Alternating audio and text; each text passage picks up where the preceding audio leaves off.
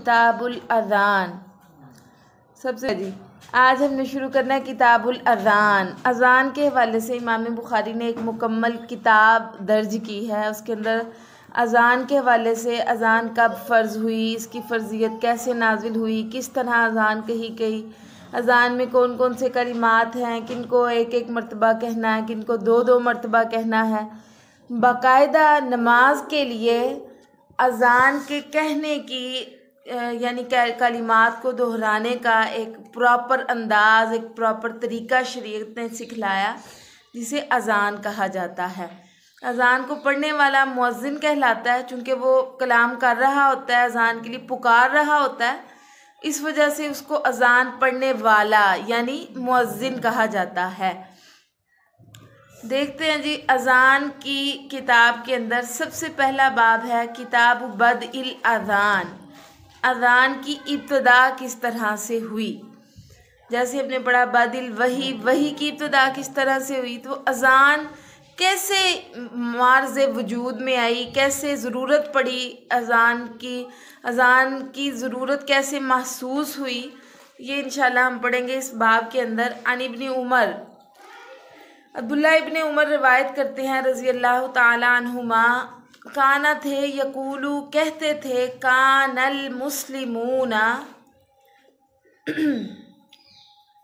कहते हैं कि थे ईमान वाले ही न जिस वक़्त कदिमू जब उन्होंने कदम रखा, जब वो आए मदीना में, यजतमिऊना वो इकट्ठे होते थे,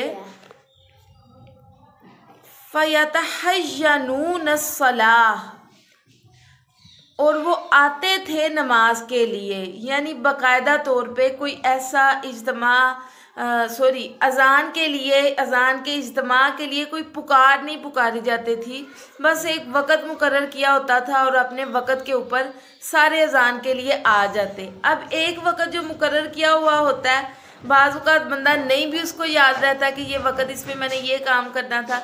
कभी हमारे साथ भी इस तरह से हो जाता है, हम भूल जाते हैं, लेकिन जब अज़ान होती है तो हमें याद आ जाता है कि असर हो गई है, ज़ोहर हो गई है, ये वाला वक्त है। तो ये एक याद दहानी है ईमान वालों को, चूँकि ये एक दिन में 5 दफ़ा अमल करना है, 5 दफ़ा नमाज के लिए आना है, बाजमात नमाज अदा करनी है, तो एक तरह की का बुलावा है, ठीक है, कि आप नमाज के लिए अपने सारे काम शाम छोड़ दें, नमाज के लिए इकट्ठे हो जाएं।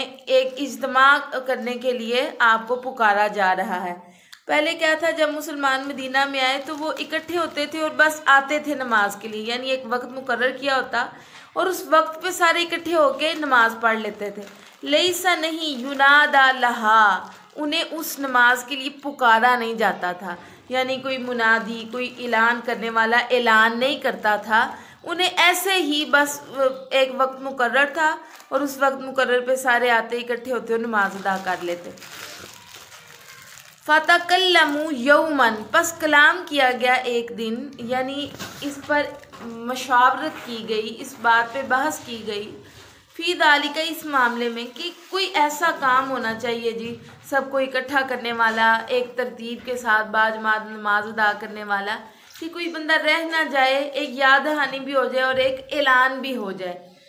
फ़क़ाल बाज़ुहुम, अच्छा जब मशवरा होता है तो हर बंदा अपनी अपनी एक राय पेश करता है, उस राय का तज़किरा किया जा रहा है। फ़क़ाल बाज़ुहुम, बाज़ ने कहा, इत्तख़िज़ू, पकड़ो तुम, नाक़ूसन, कोई घड़ियाल, ठीक है, कोई घड़ियाल बना लो। जैसे ये स्कूलों में अक्सर बेल होती है ना, वो एक घड़ियाल सा बनाया हुआ है। क्या होता है, एक पत्थर लेके या ऐसे कोई डंडा लेके उसको मारा जाता है उस घड़ियाल के ऊपर, यानी वो टन टन की आवाज़ आती है और पता चल जाता है कि एक पीरियड ख़त्म हो गया, अब दूसरा पीरियड शुरू हो गया। कोई ऐसा किसी ने यानी मशवरा किया जा रहा है ना, तो मशवरा देने वाले कोई कह रहे हैं कि एक घड़ियाल मुकर्रर कर लो, उस घड़ियाल को बजा दिया करो जब तुमने नमाज के लिए सबको दावत देनी हो, बुलाना हो। अच्छा जी, अब ये घड़ियाल कौन इस्तेमाल किया करते थे, वो पुकारने वाले कह रहे हैं, मिसला, जैसे नाकूसिन नसारा, जैसे नसरानियों ने ये तरीका अपनाया हुआ है ना, वो क्या करते होते थे, अपनी इबादत के लिए ये घड़ियाल इस्तेमाल किया करते थे, ठीक है।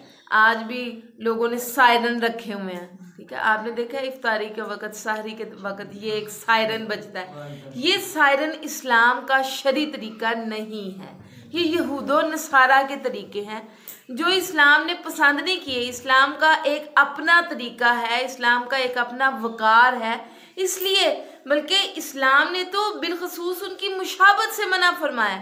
तुम्हें अल्लाह ने उनकी मुखालफत का हुक्म दिया है, उनकी मुशाबत नहीं अपनानी। तो कोई भी ऐसा काम जिनमें उनके अमर का शुबा पड़े वो नहीं करना चाहिए। इसलिए मशवरा देने वालों ने मशवरा दिया है कि आप कोई ऐसा घड़ियाल अपना लें, कोई घंटी बजाएं, लेकिन उन्होंने क्या किसकी तरह करें, वो यहूद की तरह जो वो घड़ियाल इस्तेमाल करते थे।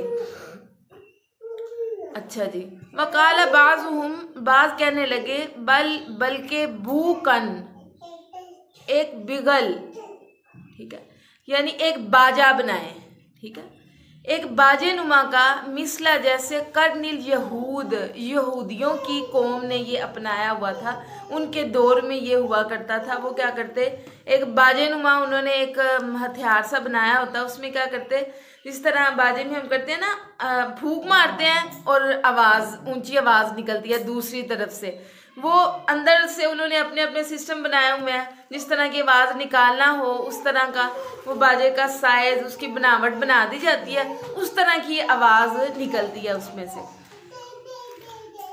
अच्छा जी, तो इस तरह का कोई, बाज ने कहा कि वो घड़ियाल बना लो, बाज ने कहा कि बाजे की तरह का कोई बिगल बना लो।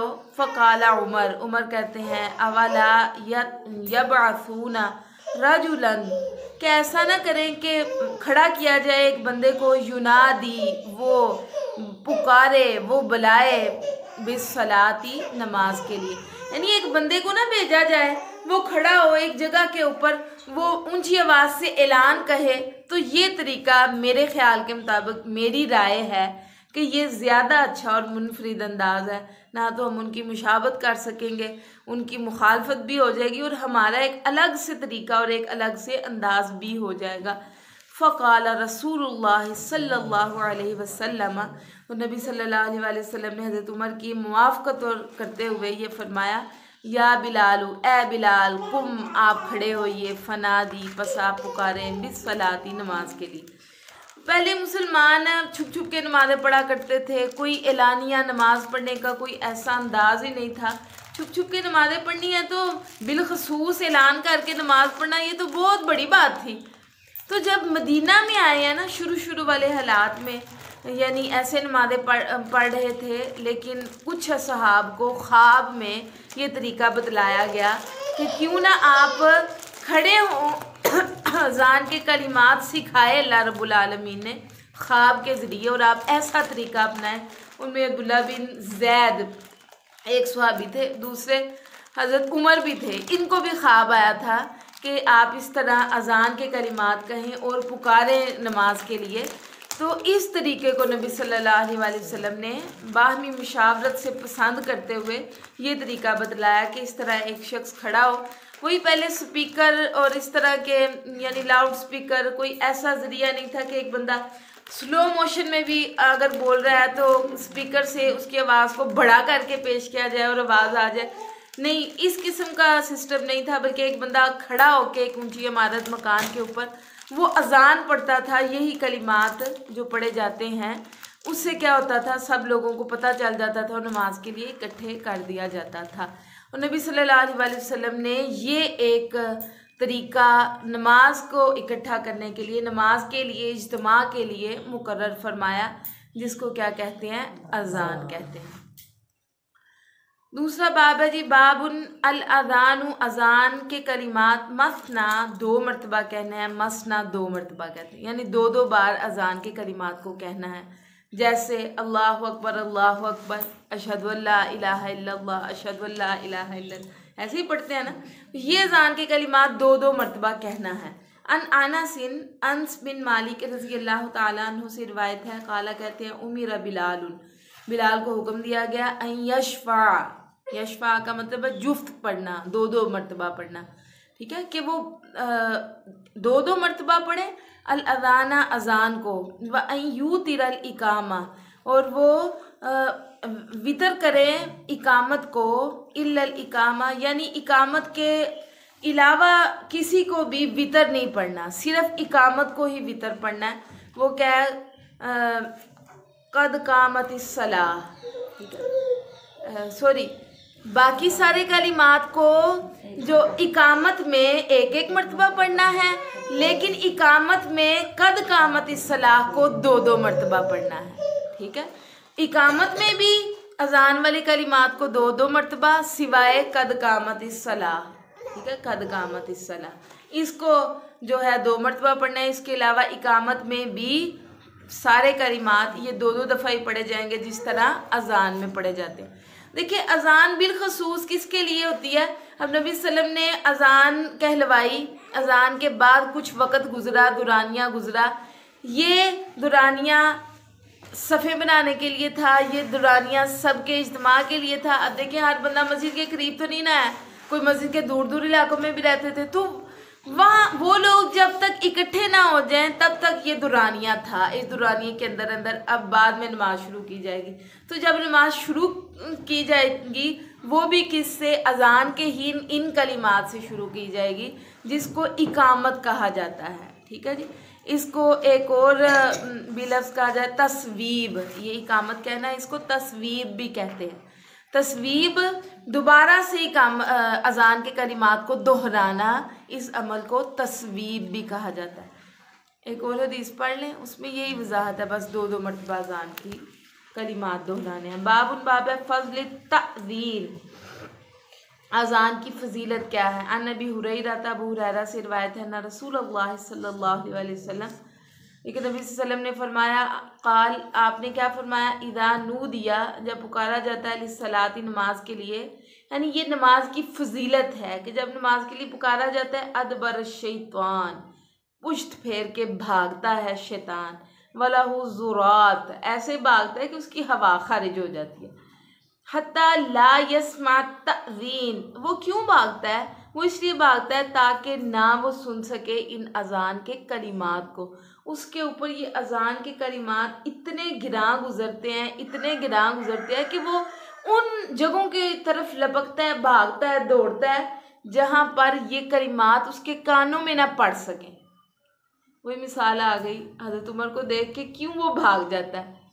उसको मसला था उमर फारूक से, उनके तकवा से, उनके ईमान से, इस वजह से वो लरजता था।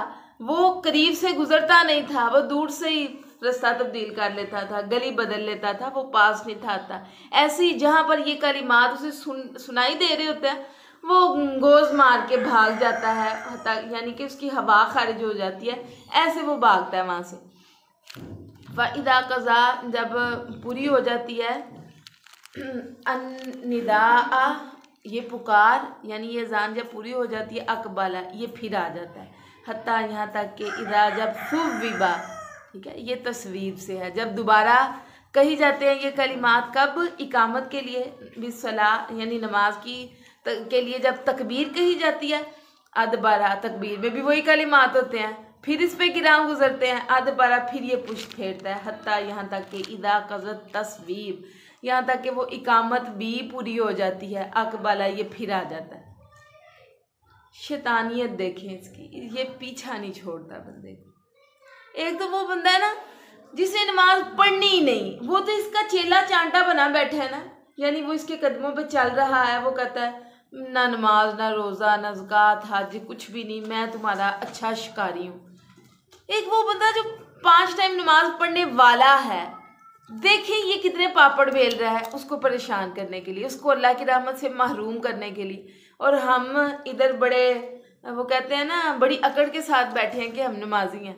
वो बड़ा बदबख्त बंदा है, कभी नमाज दे नेड़े ही नहीं गया। क्या मिसाल की बात है, यानी हम शेखियाँ बिगाड़ रहे हैं, अंदर ही अंदर से अपने आप को पता नहीं क्या समझ रहे हैं कि हम इताअत वाले, हम फरमा बरदारी करने वाले, हम उसके बराबर कैसे हो सकते हैं जी? वो वैसे फलां फलां, वो ऐसा वैसा। इधर शैतान आपको भी अपने चुंगल में फंसाने की अनथक कोशिश कर रहा है। वही बात आ जाती है, जो उसका वैसे ही शिकारी है, उसको तो कुछ करना ही नहीं पड़ता उसके लिए। जो अल्लाह के रास्ते पे चला हुआ है, उसे वर्गलाने के लिए इसको ज़्यादा पावर चाहिए, ये ज़्यादा पापड़ बेलता है, उसको अल्लाह की रहमत से महरूम करने के लिए। इसलिए सिर्फ अजान ही काफ़ी थी। उस जगहों पे ना ही आता दोबारा, कहता नमाज मुझ पढ़ ही लें फिर ही आता हूँ। पढ़नी तो इन्होंने है ही है, इनका पढ़ने के बगैर गुजारा नहीं है, इन्होंने पढ़नी ही पढ़नी है। लेकिन उसका हथियार देखें, वो कहता है नहीं अभी भी जान नहीं छोड़नी मैंने। अजान हुई फिर आ गया, ख़त्म हुई फिर आ गया। अच्छा अजान हुई चला गया, ख़त्म हुई फिर आ गया, तकबीर कही फिर चला गया, तकबीर ख़त्म हुई फिर आ गया, ऐसे ही मैंने फिर आ गया। हत्ता यहाँ तक कि यख्तुरा, ये ख्याल डालता है बैनल मर्इ व नफ्सिही, बंदे के दरमियान और इसके नफ्स के दरमियान। यकूल, वो कहता है उज़कुर कज़ा, याद कर वो, ठीक है। अल्फाज देखे, उज़कुर तो याद कर, कज़ा वो वाली बात भी याद कर ले, वो वाली भी कर ले। आगे कहता है लिमा लम, वो याद कर जो नहीं यकुन यज़कुरु, पहले तुम्हें याद नहीं आता था।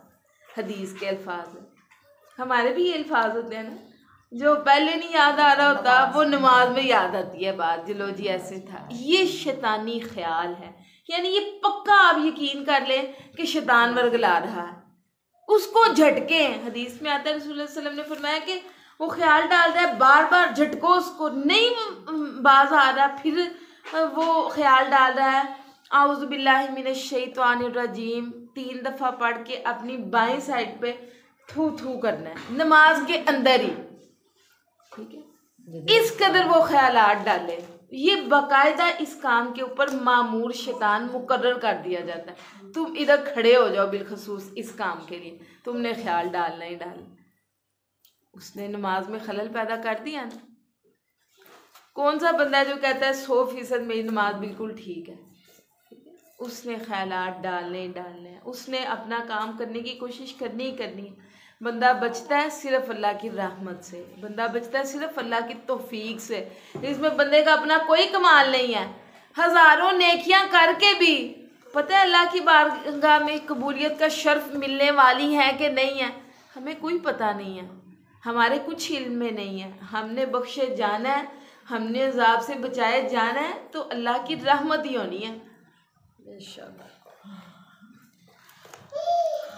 हत्ता यहाँ तक के यज़ल्लर रजुलु, वो इस हद तक उसको याद करवाता है बंदे को, ला यदरी, वो कहता है नहीं मुझे मालूम, कम सल्ला, मैंने नमाज ही कितनी पढ़ी है। पहले वो ख्याल डालता है तुम याद करो, वो करो, वो करो, फिर वो कहता है वो भी याद करो जो तुम्हें नहीं याद आया। फिर वो इस हद तक हाविया आ जाता है उसके ऊपर कि बंदे को पता ही नहीं चलता, रुकू पे हूँ, सजदे पे हूँ, इधर नींद के खराटे आ रहे हैं, वो झूम रहा है, नीचे हो रहा है, कभी ऊपर हो रहा है, बल्कि रकत का हिसाब नहीं रहता है, 2 पढ़ियाँ 3 पढ़ियाँ 4 पढ़ियाँ। ये भी शैतानी अमल है, ये भी शैतान के कलिमात हैं, शैतान की बातें हैं, शैतान की चालें हैं। वो ऐसे कर कर के बंदे की नमाज में खलल पैदा कर रहा है। लेकिन ये अल्फाज ऐसे मजबूत अल्फाज हैं अजान के कलिमात के, अल्लाहु अकबर, अशहदु अल्ला इलाहा इल्लल्लाह, यानी आम भी बंदा इन कलिमात को पढ़ सकता है, ला इलाहा इल्लल्लाह, ठीक है। तो इन कलिमात से उसको बड़ी तकलीफ है। वही बात याद आ गई, एक दफ़ा आपको बताया कि सहाबी नबी सल्लम के पीछे सवारी, आप नबी सल्लम सहाबी के पीछे बैठे हुए सवारी के ऊपर, सवारी बिदक गई, सहाबी बुरा भला कहने लग गए सवारी को, ठीक है, जैसे हम कहते हैं फिटे मुंह तुम्हारा, ठीक है, सवारी का इसमें खराबी है, इसको ये मसला है, इसको ये मसला है। अल्लाह के नबी फरमाया नहीं, अगर जैसे तुम कह रहे हो ना इससे शैतान बिगड़ रहा है, ठीक है, वो शेखियाँ बिगाड़ रहा है, जैसे वो कहलवाना चाहता था तुम वैसे ही कर रहे हो। अगर तुम बिस्मिल्लाह पढ़ो तो वो इतना हकीर हो जाएगा, इतना हकीर हो जाएगा, जैसे मक्खी मच्छर का पार होता है, उतना ये बन जाता है, उतना हकीर हो जाता है। किससे? कलिमात से। ये कलिमात बिस्मिल्लाह क्या है? छोटा सा कलिमा। आप यकीन करें, जो बंदा, अक्सर हमारी ख़वातीन है ना, बिस्मिल्लाह बड़ा बनाया होता है उन्होंने, उनकी ज़िंदगियों का उठना बैठना, खड़े होना, चलना फिरना, खाना पीना, बच्चे गिर रहे हैं, अच्छा कोई ऐसी आदत होती हैं पता भी नहीं क्या हुआ है बिस्मिल्लाह, ठीक है, वो सोइयाँ बिस्मिल्लाह, वो उठियाँ बिस्मिल्लाह, इसकी इतनी बरक़ात है, इतनी बरक़ात है कि इसका अंदाज़ा आप खुद लगाएंगे, मैं आपको बता नहीं सकती। अगर आप इसको अपना लें, ठीक है, आज हम कहते हैं मेरे साथ ये फ़र्ज़ करें नमाज का ही मसला है, हम कहते हैं हमें सुकून ही नहीं है, 5 टाइम की नमाज पढ़ते हैं, पता नहीं अक्सर लोग पूछते हैं ये सवाल, हमें क्यों तमानियत नहीं है। वो तमानियत हमें इस वजह से नहीं है कि हमारे ऊपर शैतान इस कदर हावी आया हुआ है और हमें पता ही नहीं है। हम में से कितने लोग हैं जो सुबह शाम के अज़कार करते हैं, हम में से कितने लोग हैं जो औज़ बिल्लाहि मिनश शैतानिर रजीम पढ़ते हैं। अब शैतान क्या नमाज पढ़ने वालों को गुस्से नहीं दिलाता, ठीक है, क्या उनसे बड़े बड़े काम नहीं करवाता, उनसे बदतमीजियाँ नहीं करवाता, उनसे नाफरमानियाँ नहीं करवाता। वो तो घर वालों से जाके पूछे कि ये बंदा किस तरह का है, खामदों से पूछे बीवियाँ कैसी हैं, बच्चों से पूछे माएँ कैसी हैं, माओं से पूछे औलादें कैसी हैं। हर बंदे के साथ मसाइल हैं, इनका हल भी शरीयत ने बतलाया है। ऐसे नहीं है कि शैतान को ऐसे ही आवारा फिरा दिया गया, जो मर्जी करो जैसे मर्जी फंसाओ इंसान को। नबी सल्लल्लाहु अलैहि वसल्लम ने फरमाया मजबूत कला है ये औराद, ये वज़ाइफ, ये मुअव्विज़ात, जो बंदा अल्लाह की पनाह हासिल कर लेता है, शैतान के शर से महफूज रह लेता है, वो ऐसे जैसे मजबूत किले के अंदर दाखिल हो जाए। जैसे वो मजबूत किले में दाखिल हो जाए, कोई बंदा उसे सर नहीं कर सकता, कोई उसे शिकस्त नहीं दे सकता। ऐसे ही उसके ऊपर शैतानी चालें, ये कभी भी शैतानी साजिशें हमला नहीं कर सकती। और हम इसको बड़ा मामूली समझते हैं, हमारे सुबह के भी रह गए इज़्कार, शाम के भी रह गए, उठने के रह गए, सोने जागने के रह गए। आप यकीन करें कि चंद दिन पहले एक खातून आई हैं, इधर हमारे घर आई हैं, वो आके कहती है मुझे इकामत से मसला है, मैं बड़ी मजबूर हो के आपके घर आई हूँ। आप यकीन करें कि मैं दंग